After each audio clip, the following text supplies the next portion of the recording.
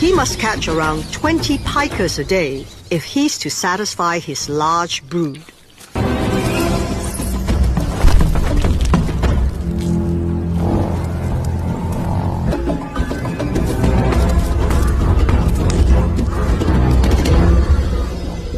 Thanks to their mother's hunting skills, all 3 cubs will soon be able to survive on their own. Little do they know, tragedy has struck on China's grasslands.